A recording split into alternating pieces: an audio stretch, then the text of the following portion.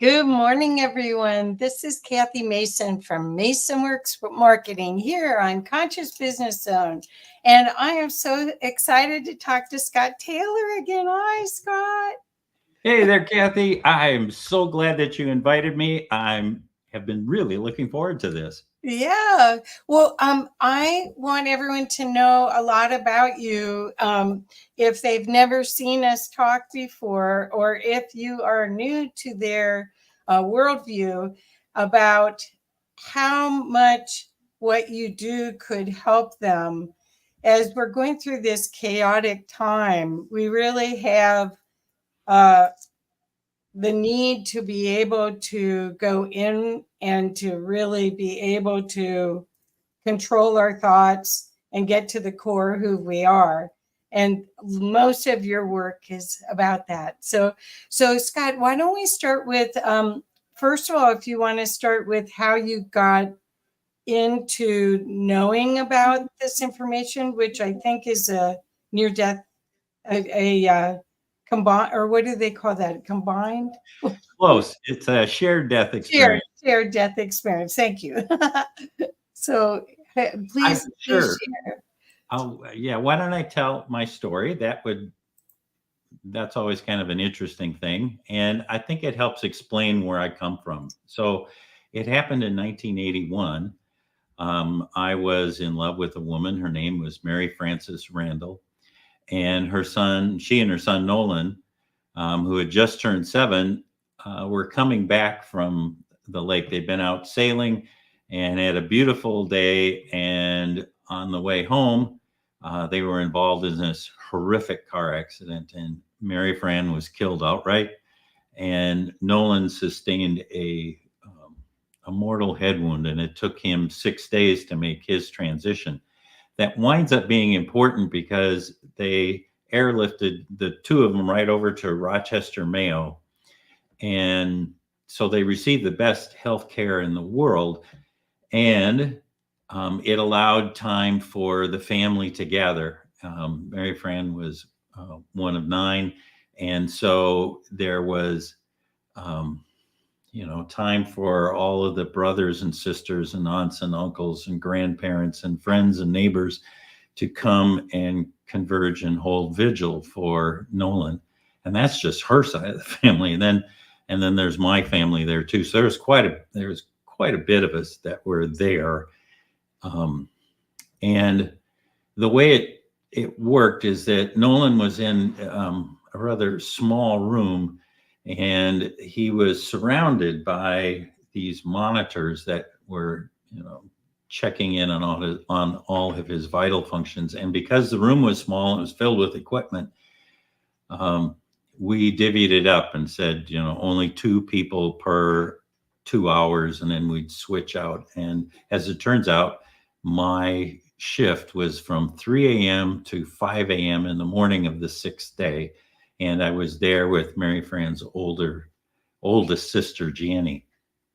And we'd gone into the room and had been prepped ahead of time by the lead nurse on the floor that it was really important that we talk to Nolan, and that he was in a persistent coma. He had never attained consciousness past the accident, but she was explaining to us that the last sensation to go is the sense of hearing.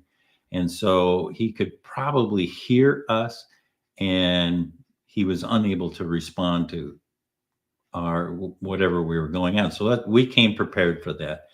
And we brought in stories, and we read him stories about, his favorite comic book characters and his favorite books that he had. And we told him stories about his uncles who had gone throughout the Mayo Health System and swiped all the cushions off the couch. So they have a place to lie down in the in the waiting room. And then it gets to be about 4:45 in the morning, and Janie, who is a trained emergency room nurse, goes to the end of the bed, looks at his chart, looks at all the monitors, and says, "Scott, it's time. It's time for us to say goodbye."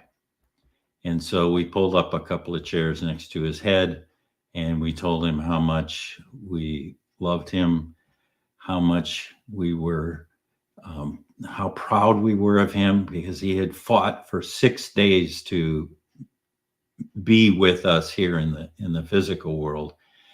And then Janny made this wonderful suggestion to him, which was that if his mother should come, remembering that she died 6 days before, that if Mary Fran should come for him and pick him up and ask him to go with her, that that would be the right thing to do.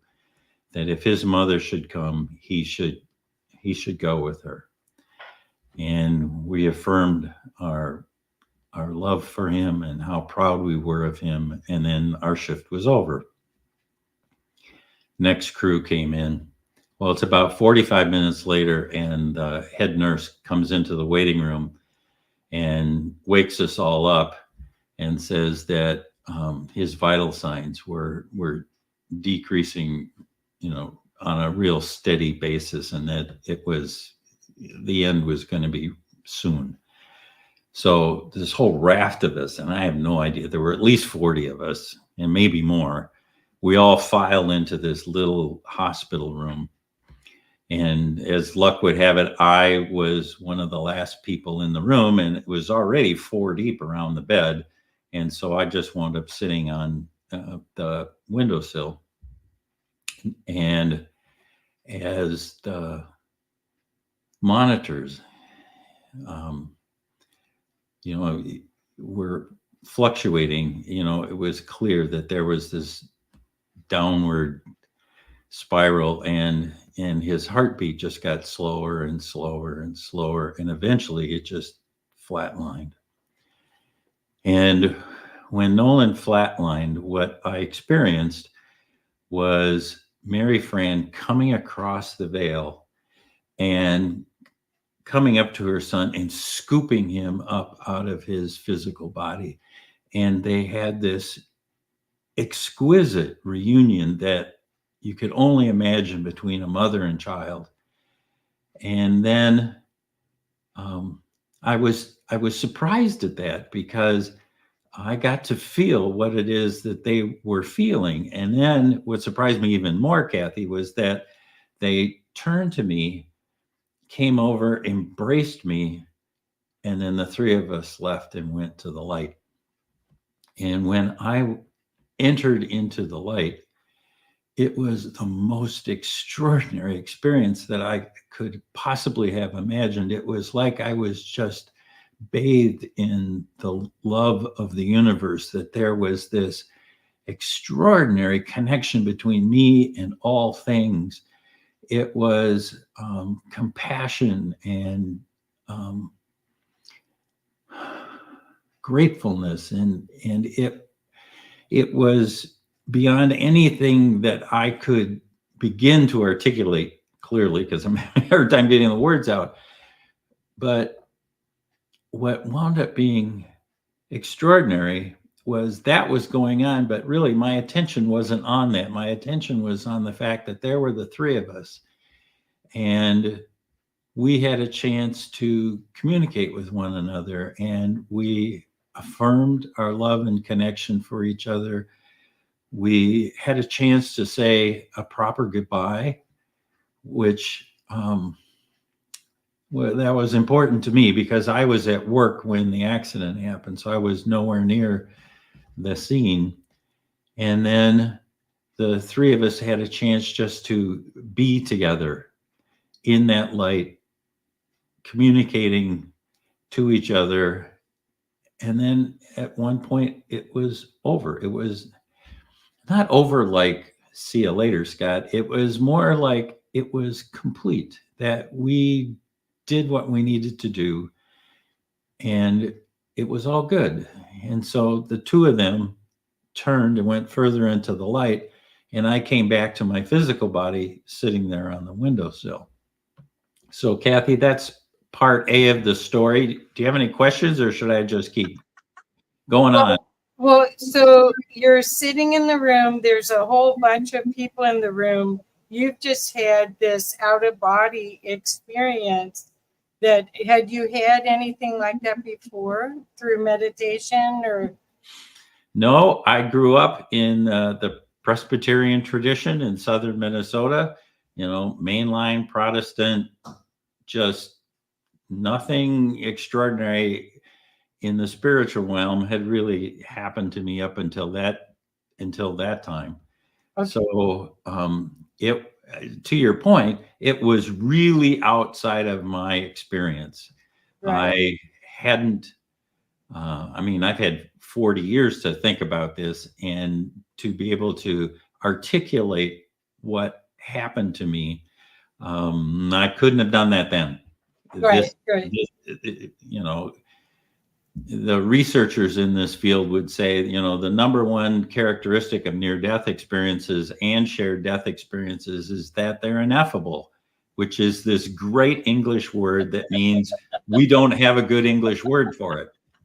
And that is the truth. Yes. I am explaining this the best way that I possibly can, and every word I say is true, and it's not exactly the way it happened. I understand. Well, it's because this isn't that. This comes through your brain, and all of this is through your heart. So the frequency is palpable for those of us that can feel. So it's beautiful. It's beautiful. So you're in this room, and you're saying, did you tell anybody right away, or what were you just like knocked out of your socks at that point? Well, all right. So now we're into part B of the story. Okay. Thank you for that segue. It was perfect. So I'm sitting there on this windowsill, and I had just been in the light with Mary, Fran, and Nolan, come back to my physical body. But the part that I haven't talked about was I was fully present with Mary, Fran, and Nolan in the light. And I was fully present in the room with the other relatives and friends. I had consciousness in the light, and I had 100% consciousness in the room. So I didn't have a word for it then. I do now. I say it's by location. I was in two separate places at once. And it wasn't as if it's like 50 here and 50 here. It was, I was all the way there, and I was all the way in the room. And I know this because I'm sitting there on this windowsill, and I'm having this experience, and it's like the light of the universe is trying to break out of my physical body. And my face is just showing this joy, this ecstasy, this love just wants to burst forth. And it was entirely inappropriate for the room. If anybody had looked at me, they would have seen this, amazing grin and happiness and joy. And just moments before, we lost Nolan, and 6 days before, we lost Mary Fran. So it didn't fit. So the only thing I could think of to do was to cover my face with my hands. And I stayed in that pose until the two parts of me were reunited, and I could settle myself into being in my physical body again. And then I was able to lower my hands and be in the room with the other grieving relatives, and do what you do then. You cry, you hug, you express your grief in whatever way was appropriate, and the room was filled with that. So it took me a second, well, more than that, but it took a while for me to get together and then be able to participate. Wow. So you're in the room, you come back, and then you have this integration. You're integrated, but you're curious about what really happened. Was that real? Did I really experience it? Can I still connect with them? Did you feel like you could still connect with them afterwards? Absolutely. Cool. But there was no question in my mind. So the thinking went like this. I really wanted to touch base with them again. And because I had done it once, I knew with every fiber of my being that if I had been with them once in this place, that I could do it again. I just had to figure out how.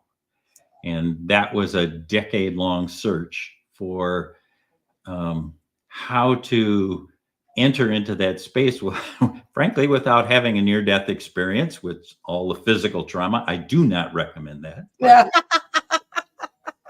Really a bad idea. Yeah. And there really wasn't any literature out there about shared death experiences. As far as I knew, frankly, I didn't know what really had happened. It was so outside my experience and outside my vocabulary that it took a while before I could find people who were talking about this and to be able to wrap words around my experience. And, thank you, PMH Atwater. She was the first one who had written in a book. And so she called it a shared near-death experience, or an empathetic near-death experience. And those were the words that caught my attention. And she described it just exactly like I had experienced it. So I knew that this thing was real.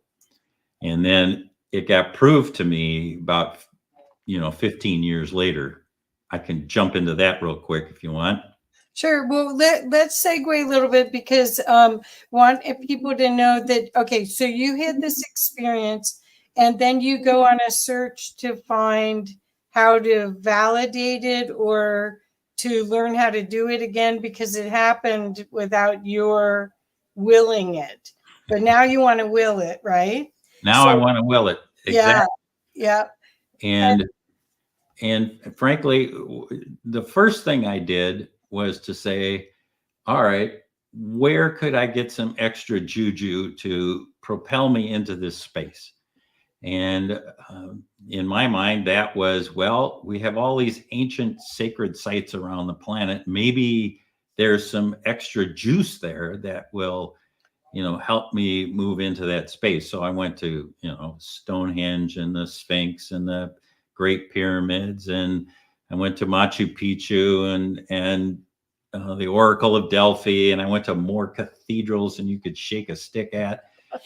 And essentially what happened was crickets, just nothing. I wound up having a whole series of wonderful vacations. However, we did not meet that first criteria. So then I said, well, we got to do something more experiential. And so I studied with shamans in both North and South America. I started up taking meditation practices. I went to Japan to study with the Emoto religion for a little while. And again, I got glimpses of it, but it really wasn't until I went to the Monroe Institute, where they use binaural beats to assist in entering into expanded states of awareness, so that you could enter into and hold these really magnificent states. And that allowed me to communicate with Mary and Fran and Nolan for the first time and establish a relationship with them that I have to this day, and have the ability to talk to, other people who've made their transition, those who are friends or just plain interesting people. Okay, so I have a question though. How is this different? The work that you've done, and we definitely want to talk a little bit more about Monroe for people that don't know anything about it. I've been using the work for 25 years, I think, and I started out using it because I was trying to focus and concentrate. I was working for Arthur Andersen, running a division of Arthur Andersen, and we were placed on site, and you didn't have an office, you just got a table, and you're putting together a $300,000 project, and there's all this stuff around you. So I got into all of this stuff with accelerated learning, and focus. And it works so well. It's like I still use it. I use concentration from. Isn't that wonderful? Oh yeah, I used it yesterday. Yeah. So when I did my doctoral degree, same sort of thing. You know, you have life happens, but you know, at some point you actually have to read the book and write the papers. And I did the same thing. I would put on a concentration album, you know, low in the background, and it would just help me to focus and to Yeah. sit there in the chair and actually get the task done, which Yeah. is a lovely thing about binaural beats, is that you can mix them in different ways in order to achieve different results. Like you did and I did, we used the concentration one. And sometimes when, you know, I've had a really busy day and I'm all wired up, I'll put on the one that helps you relax and go into deep sleep. That's just a terrific benefit. And then there's the expanded awareness ones that allow us to enter into different states of consciousness that make it easier to do certain types of things when you're out there. And so, you know, that's in the repertoire. And as you noted, you know, I was a facilitator for the Monroe Institute for 35 years, and then ran the organization for 2 years during the pandemic. And so, yeah, we can talk about binaural beats all day long. They're terrific. I highly encourage people to check them out. The Monroe Institute has a trade name that they use. It's called HemiSync. The generic term is binaural beats, because now there are many firms out there that have binaural beats. Some are better than others. Yes. And so, you know, it's like what works for you. And a great place to start is with the HemiSync brand, and then kind of experiment out from there to see, you know, oh, this person can take me here or there or wherever. Yes. Well, why don't we start looking at your site now and show what you created? Because from your perspective of knowing that not only did you want to have a more full and productive life here, so some of those binaural beats or sound healing or whatever you want to call it, for people that don't have any clue what we're talking about, this is background music or headphone music that allows you to go to different states. It allows you to access different parts of your brain and function at a high capacity, learning new languages, writing books, all of these things. But what Scott did was he helped so many people. And this isn't for necessarily for mediumship. This is for connection, correct? Mediumship is a byproduct, but yes, the whole idea behind my work is that these states that are visited by near-death experiencers or shared death experiencers, either or, are accessible to us through meditation. And some of the blends of binaural beats are really good for allowing us to enter into certain specific states. So I have 6 albums, and Kathy's showing them right there. The first one that's listed is called Into the Light. And the whole series is called Into the Light. And the first one is with, you know, near-death meditations. And so I actually recommend that one towards the end as kind of some advanced concepts. The one I really like to have people start with is to get a hold of your guides, because guides are really important. They're really helpful in navigating the non-physical realms. And then there's exercises about heart energy, and there's exercises in black light energy.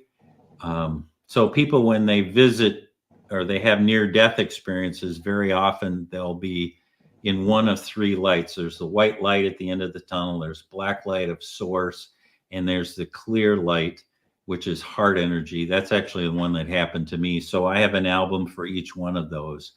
And then going to the light and communicating with relatives and friends. That's that very first album. And then you'll love this, Kathy. After I had my first album out there, I had all kinds of people who wrote to me and said, Scott, you have a great album. But, after we've done it like 5, 6, 10 times, I know where you're going to go. Is it possible for you to stop yakking in my ear? and so there's one album that is just the tones. Oh, okay. And so people who know what to do, they've done my album enough times that they go, I know where, I can do this on my own. Well, yeah, absolutely. And so, boom, they can listen to them and put them in that. They can just have an adventure on their own. And on the website, I have them listed in what order I'd recommend that you do them. You don't have to. That's just my suggestion. The point is that, pick one that resonates with you. That's probably the right one to start with. And it comes with a really extensive book on how to do binaural beat meditations and what makes them more effective and how you overcome obstacles that you might run into. And essentially my advice is just relax and let the album do the work. You don't have to do anything. Well, what's cool, I think I have this one. I think I got it at an IONS conference. And it comes in Spanish, Japanese, and Italian. So isn't that fun? Yeah. Very cool. Very cool. So, and the people that are doing this, are there people that have had an experience and they want to recapture it, or is it curiosity seekers? Do you have a general idea of who's buying these? Yeah, and your first instinct is right. There's a large chunk of people who've had some sort of spiritually transformative experience, and they want to go back there again. And these albums are perfect for that. There are people who are just frankly, they've read about near-death experiences and shared death experiences, and they're going, I'd like me some of that. and these albums are perfect for that, because I can take you at a beginner level and move you through so that you can discover how to navigate the non-physical world on your own. Perfect. And then there are folks who are, and I'm particularly sensitive to this one, say a relative, like their spouse or a brother or sister or a son and daughter had a near-death experience, and they're trying their darndest to explain what happened to them, to their loved ones. And the loved ones are like, I understand what you're telling me, Kathy, but, I just don't get it. Yeah. So this allows them to be able to touch into that space so they can go, oh my word, the love that is available to us through these meditative techniques is extraordinary. So I can see why you came back changed and how you now view the world differently than you did before. And what we're doing here in this physical world, how it's not really aligned with our true nature and yada, yada, yada. So there's lots of folks that just want to help, and they want to understand, and they want to do it through experience as opposed to, doing it through reading. So right. That's where I come in. Well, I think the other part of this that people should know is that it's, you can regulate it yourself, versus when you have a spiritually transformative experience or an NDE, which I definitely recommend a spiritually transformative experience instead, because it doesn't hurt your body. When you have that, the expanded view of everything comes and goes. Sometimes it's not under your control. if you come back with other sensitivities or superpowers, I call it.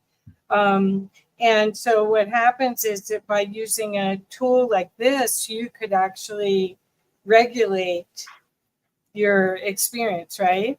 Yeah. So I like to describe it like if you had a near death or shared death experience, very often it's like somebody has just in the middle of the night grabbed you, taken you outside, and thrown you into a deep end of the pool, and you didn't even know there was a pool. And so, here you are underwater, it's black, you don't know which end's up. This is an unfamiliar environment because you just woke up, and it's just everything about it is strange and unusual. And when you're doing meditation, it's entirely different. It's like, okay, we're going to put our toe into the shallow end of the water, and then we're going to wade out carefully, and then we're going to learn how to dog paddle, and then we're going to swim to the deep end, and we're going to learn to dive. And by the time you get to the deep end of the pool, you are ready, and you know what's coming, and you know how to navigate, you know how to metaphorically hold your breath and swim underwater, and how to communicate with others when you're there. It's an entirely different experience, and it makes it so much nicer because you get a chance to truly experience all that there is available out there. It's just not thrust upon you, and you get a chance to understand it and to have it be interactive. And there's just so many advantages. Yes. And and pair that with the advantages to meditation in general, which there are tons. So you get both. You're learning a very effective way of meditation, and you're learning to be in those spaces that are the spaces that near-death experiencers inhabit when they go there. And it also gives people an idea of how much more they really are and how much more access we have when we're going through this chaotic change time right now. One of the best things you can do is call in your team and have support and see the big picture of things. And that's what I love about all of this. So, Scott, do you want me to go to events next, and then, or do you want to? Just one comment, and then we'll go to events. Okay. There's this idea that, like being in this culture, it's like we're just reacting to what comes to us, and nothing could be further from the truth. And doing this kind of meditation, doing this kind of exploration of the non-physical, you begin to understand that we are in charge of our own energy, and our thoughts are energy. And so we can really navigate the physical world by becoming really aware of what energy we are holding, what thoughts we're putting out there. And as you were alluding to just a second ago, right now it's just crazy time politically, and the wars around the world and whatever. And there's nothing more powerful than us being in our own energy and exuding what it is that we would like to see out there. And because that's how the world works, it reacts to us as opposed to the other way around. And that is a huge learning. Oh, that's so good. That's so good. But when we can co-create a different world out of what we want to see rather than react to everything, because the reactions in fear and the creation is God expressed. So, right.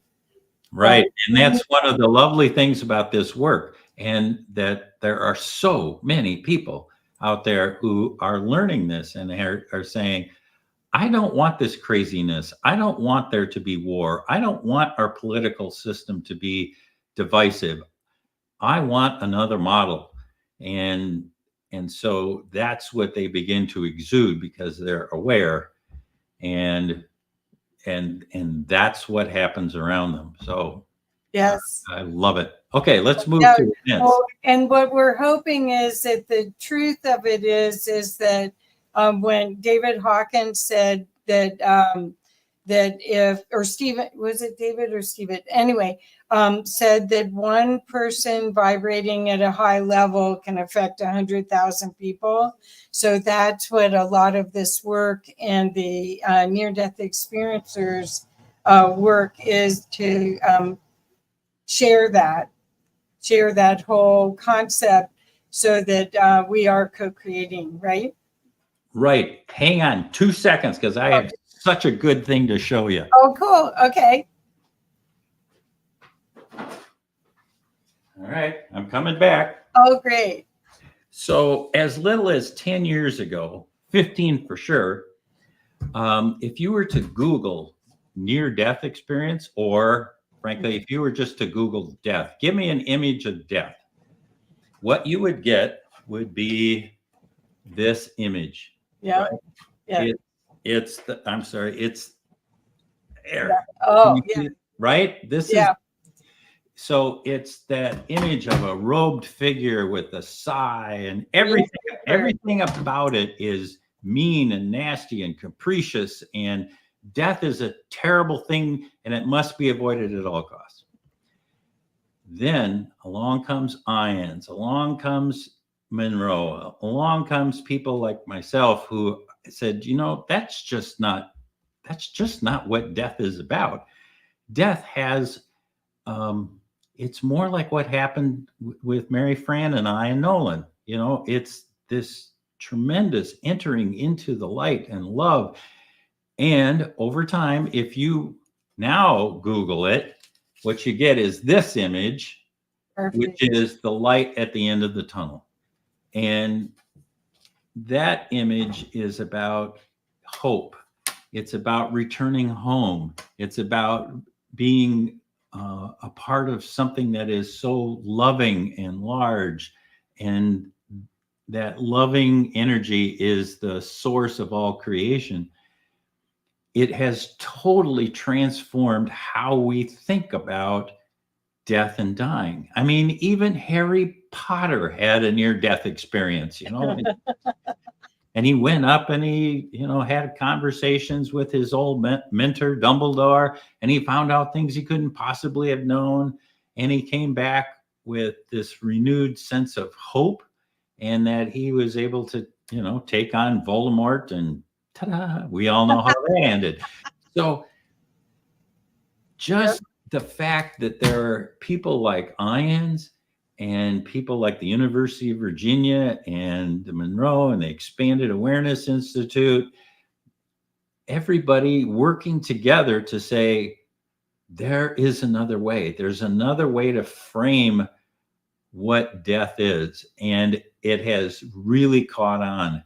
And so now when you Google, you know, the images of death, that's what comes up. The light at the end of the tunnel is now the image for our Western culture, for what will happen to us when we make that transition. It's a remarkable change that has taken, you know, at the longest 50 years, but certainly in the last 15 as things have caught on, and, you know, a little steamroller effect there. So yeah, I think Ions has done a remarkable job. The past conferences that have gone on, so those, one of them that we've entitled it "You Don't Die."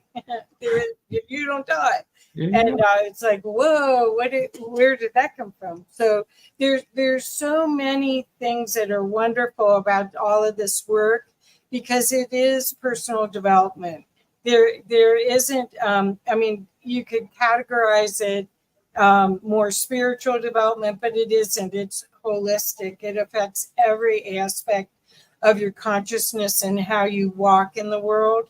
And I just want as many people as possible to have that experience, because once you do, you realize how precious every single human is here.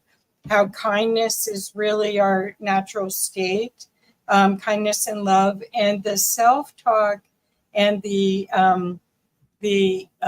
self-criticism is yours alone. When you go to the next level, the next portal, there's no one there judging you. It's all you judging yourself. And once you realize that, it's like, oh, okay, well, I'll do better then. But it also makes you walk through the world much kinder to yourself, kinder to everyone, even the grocery store clerk, because you are connected to all of them. And it's a blessing to be here. People forgot. We forgot. We thought this was a learning school and it was hard to get a good grade and all of that. But it isn't that at all, is it? No, this is a school that we signed up for. I mean, this wasn't an accident that we came here. And, this is unique in the non-physical world because, here we have contrast, and we call that duality. And in duality, things look very different, and we have to take on a particular mindset in order to enter and be in this physical world. But that's not the nature of the non-physical world. The non-physical world is unity, and it is based on loving consciousness. That's it. That's all there is in the ultimate nature of the universe is loving consciousness. And so all of this, you talked about it, Kathy, all this fear and angst and anxiety and yada, yada that comes with being in the physical world, that helps us to see what the flip side is and how we can not accept that and live a life of kindness and generosity and sharing and community.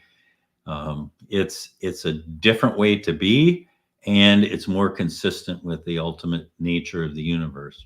Perfect. So, yes. Yes. Well, we're not victims. I mean, we may have a storyline or a lesson we wanted to learn. So there are those things, but look at what happened with you by having a shared near-death experience change your trajectory. And you would never have found the Monroe Institute and done all that work with them and gotten your PhD and all of that. I mean, you have to know that in hindsight, everything seems to work out remarkably. And after a while, you begin to realize the gifts that people give you as a result of being here in this physical world. I mean, it was incredibly painful to lose Mary Fran and Nolan, but they signed up for it too. They gave the gift to me. They gave the gift to the family and to many other people. So it's a different way to look at life. And when you put it against the backdrop of there being no time, whether you're here for moments or you're here for 100 years, all of it is a gift to ourselves and to the people that we run into. That's so perfect. So next, do you want me to show your events real quick, and then we'll go to the Sure, and then we'll talk about the IONS conferences because now we're really fun. Okay, so on my website there's an events tab that's way to the right, and in it it's hard to see it here, but it lists the kinds of classes that are coming up. And I'm currently teaching for the Shift Network, terrific organization. They give a ton of value for the kind of teaching that's involved. You can, and you can experiment with a class, and if it's not right for you, you can drop out. And I mean, they are a really good manager of the online environment. And excuse me, we have two different classes. So the first series is about bilocation and the near-death experience. So it's what I told you about, what happened to me. And we take that, and in 25 separate classes, we march you through the whole skill set that's involved with entering into the non-physical environment. And then in the class that I'm teaching now, that's about how to really embrace all of those superpowers you were talking about. It's like, how do you bring those back into the physical world and make your life here filled with more peace and joy? And that's another whole skill set.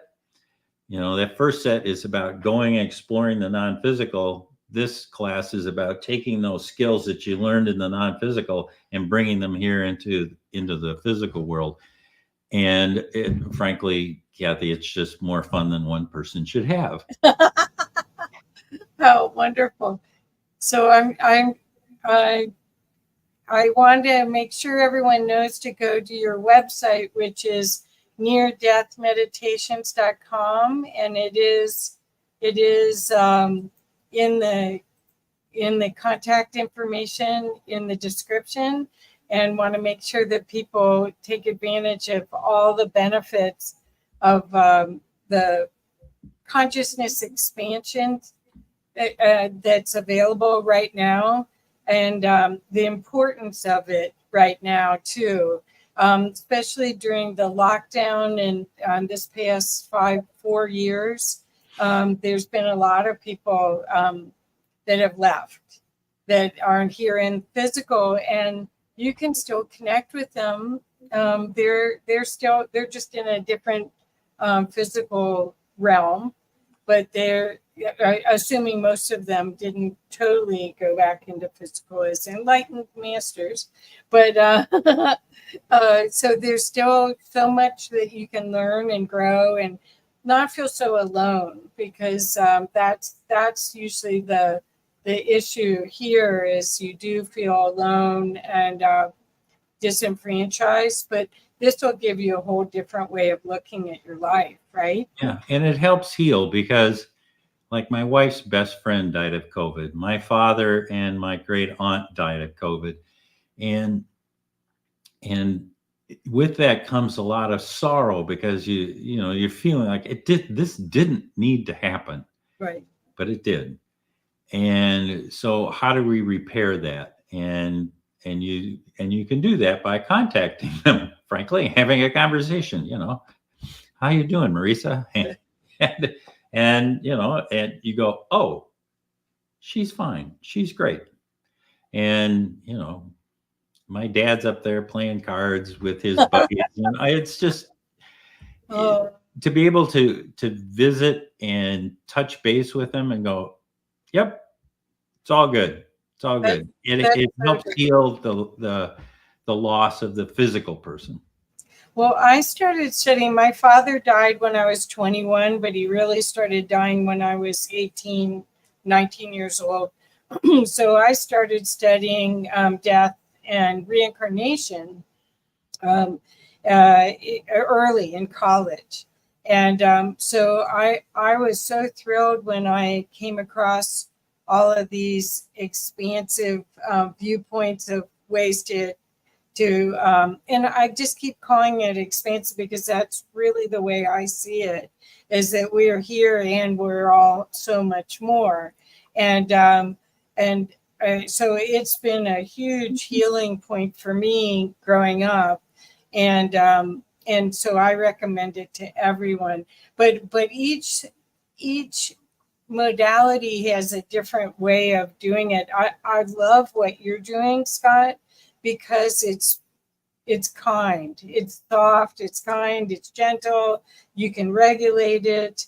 You can use this, your brain, that you're only using this much of your brain, and this allows you to possibly use more of it. So it's quite amazing science, really, the brain science. And what I like about binaural beats is that you're not reliant on the headphones. I mean, you do it, I don't know, it takes me about 5-6 times when I listen to a frequency mix, and I go, oh, okay, I get it now. I get where they're taking me.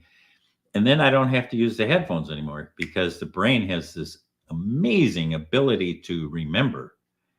And so all you have to do is remember what it felt like to be in that space, and you are there. Isn't It's just wonderful. Isn't that great? Okay, so now let's segue. We've got about 10 more minutes. Let's segue to part of the excitement that's going on at the end of August in Phoenix, and Scott has been on the board of IANS, which is the International Association for Near-Death Studies, and we met there. He was wearing a kilt the first time I saw him, and I was surprised. But it is going to be really hot in Phoenix, so we'll have to see how much of that you can do. But Scott, why don't you talk about your? I know you already mentioned PMH Atwater, who's a dear. She wrote the book, the encyclopedia on near-death experiences. I think she's on her 22nd book anyway. But do you want to talk a little bit about? Yeah. So Kathy, the reason that I wear a kilt at the conference, well, one is I'm co-MC with Debbie James. Right. And that means that it's our job to make sure that the conference moves and changes. And when you walk up on stage and you are wearing a kilt, people look and they go, oh, that's unusual. Maybe I should pay attention. And it works.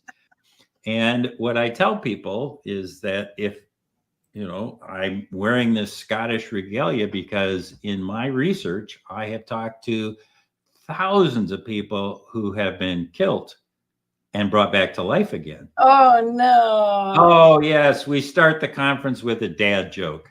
So, which is really important because the IANS conference is, part of it is really scientific. So if you need a little head stuff and you want to know the statistics and the latest research, there's a spot for you there at the conference. There's a little track of that scientific stuff. And at the same time, it is filled with joy and laughter and fun, and there's dancing and parties, and it's about the exuberance of being here in the physical world with people who get it. This is a conference where people come to really gain wisdom and insight. And as my mentor at Monroe used to tell me, Scott, this work is way too important to be taken seriously. Isn't that great? It is. And so what happens is that there's a whole group of people who are coming to the IANS conference trying to solve the problem of how do I live with what I know? And there's, this whole raft of speakers that are there discussing different lenses from which to view this experience and how to live the experience here in the physical. So it really is a place of peace and joy for you. And for those of you who are nurses, there's CEUs, so that, that scientific stuff, that's all there. So you can really get, if you want to nerd out and do T-squared tests and look at statistics, have at it. But, what I would say is that this is where my tribe is. These are the people who understand the experience and truly understand what it is like to try to touch that loving consciousness and then bring it back into the physical world. And then how do you be here when you have this heart connection to the non-physical? So it's just so much fun to have all these people gather, and about half the people who attend these conferences have had a near-death or a shared death experience. And almost all of them will have a little name badge that says experiencer on it. And that's permission to say, hey, I'm an experiencer. If you want to ask me about my experience, I'd be delighted to tell you. And so, I mean, you could spend your whole time at the conference just interviewing people who've had near-death experiences and not even go to one speaker, and they're all terrific. So, so it's it does head and it does heart. Right. Both of those are balanced really well at this conference. It's serious and it's fun.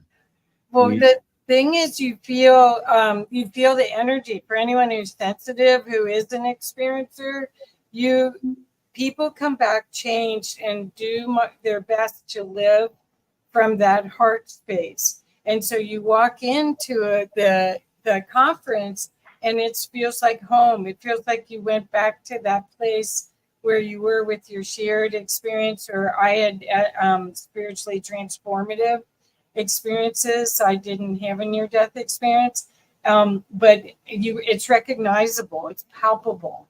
That's a great word for it. Yep. Yeah. The other thing I want people to know is, if you can't go in person, and we're going to show the website in a second, if you can't go in person, there is the opportunity to buy an online ticket and get the recordings, or watch it while it's on, or get the recordings later. And I love the recordings. I've been a volunteer for 7 years, and I didn't get to see hardly any of it because I was working. And so I love those recordings. Who cares about Netflix? Go watch those at dinner time. And they're amazing. They're amazing. It's also a way for you to have the words, the mystical language to describe what happened, that is totally from here. So it's hard to have the correlation of this that reaches other people. But by going to these events or listening to their presentations, it's amazing. And in group, it's amplified. It is amplified. We find that comes through the recordings. Yeah, I'm with you on that. It's when we're going to show you in a second, there's the main room, and then there's a whole series of tracks that are happening in breakout rooms. And like every conference, you go, I want to go to that one, and I want to go to that one, and they're at the same time. Like, you could buy locate, but you won't be able to take notes in both of them. Anyway, so with the recordings, you're able to, go to one and not the other, and then later go on. So on the website, which is easily accessible at iens.org, there's a big banner right on the front page. You just click on that, and it'll take you right here. And then, Kathy, if you could scroll down just a little bit. Sure.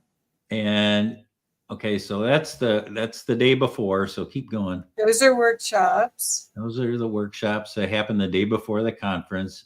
And then here's the first day of the conference, and keep scrolling. And the point is not for you to read this. The point is, look at all the activity that's going on there. And then there's lots of stuff that will happen in the evening. So there's movies and music presentations, and there's fundraising events. You can't go to a conference without doing a little fundraising. So it's there's lots and lots to do. So if we can flip to maybe the speaker page. Okay. And the reason I'm having Kathy do that is because as she scrolls through them, you'll see some of the most famous names that are in NDE research and shared death experience research, people who've had experiences. Yeah, just keep scrolling. Like right here, Suzanne Giesman. She's probably one of the most famous mediums in the whole world, and who's been tested and has a 90 some percentile success rate. She can explain it better than me. But the point is, just keep scrolling there.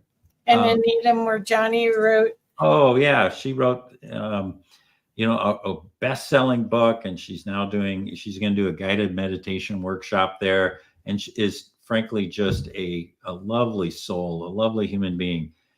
And so there are hundreds of these presentations that have been vetted from, I forget, the last I heard was 650 applications to speak, and they took 100 and some.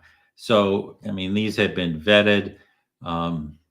Most of these speakers have been heard by other people. So, we get a sense that they're going to deliver their material well. And, and then there's that picture of me there. So, so Well, that the conference is going to take place and it's going to happen on time, and that's my job. Yeah. Well, that's the role of the kilt. There we go. You guys do a great job. And it's really, again, if people are interested, you can go to ions.org, or you can go to conference.ions.org, which I put also on this banner. I'll show it again, so that people can, you could actually get to know Scott a lot better and see what we're talking about, because I think once you're in this field of loving energy, it reinforces you on every level to be all you can be, and to really appreciate everything here. Right now, these times, we get a chance to choose how we show up. And this is just a remarkable group of people, hundreds of people that show up in pure love and light, wanting to make a difference, wanting to be in service to the change. And, Kathy, one of the lovely things that happens as a result of this is that people come from all over the world. And so, I mean, yeah, there's a bunch of people from the United States, but there's other perspective, other cultures that lend their expertise and their worldview to the data and the stories.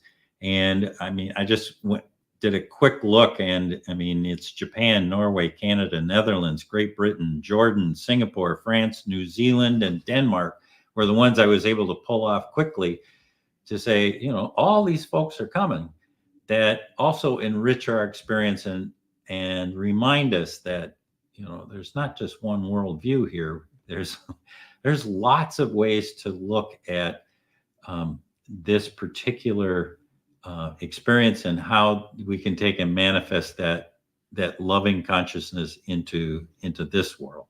Yay! I just want to go like that. Well, I want to thank you again, Scott, for this, and thank you I know that's a lot of work what you're doing.